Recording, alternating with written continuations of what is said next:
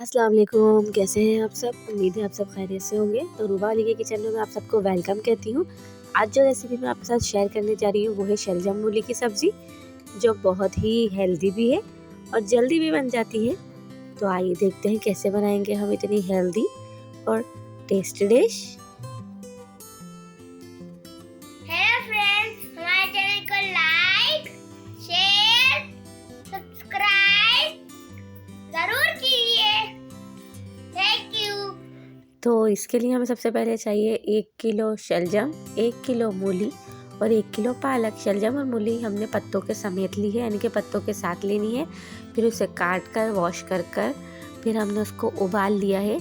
इसको इतना उबालना है कि ये जो सब्जियां हैं यानी कि शलजम और मूली है अच्छी तरह से गल जाए। जब ये गल जाए तो फिर इनको हमें एक छन्ने में यानी कि किसी भी छन्नी में निकाल लेना है ताकि ये ठंडी हो जाए।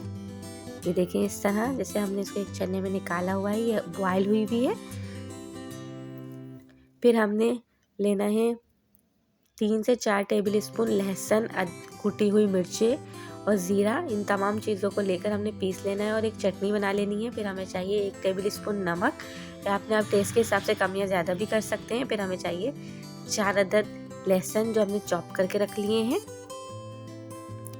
फिर हमें चाहिए 3/4 कप कुकिंग ऑयल।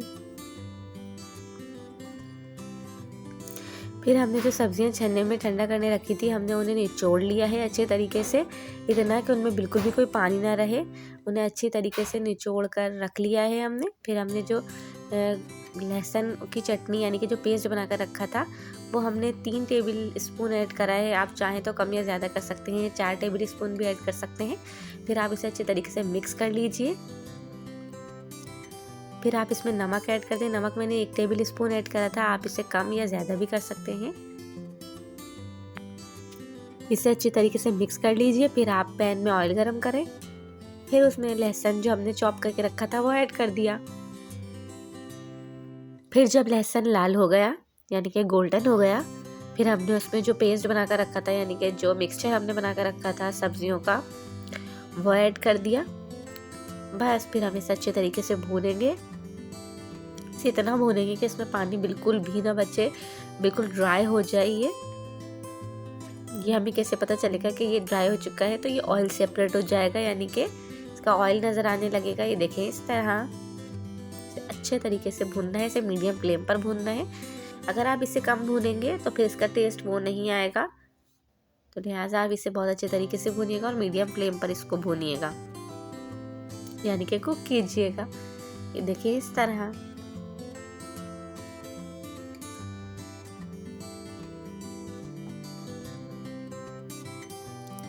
अब देखिए ये ऑयल सेपरेट होने लगा है। अब हम इसे मीडियम फ्लेम पर थोड़ा और भूनेंगे। अब हम इसे ढक कर 5 मिनट दम पर रखेंगे। अब ये तैयार है।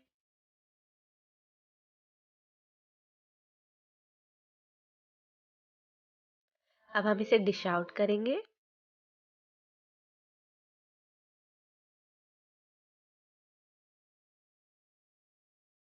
इसे हम बेसन के पराठों के साथ सर्व कर सकते हैं और घर की चपाती के साथ सर्व कर सकते हैं और इसके साथ लहसुन की चटनी भी सर्व करते हैं।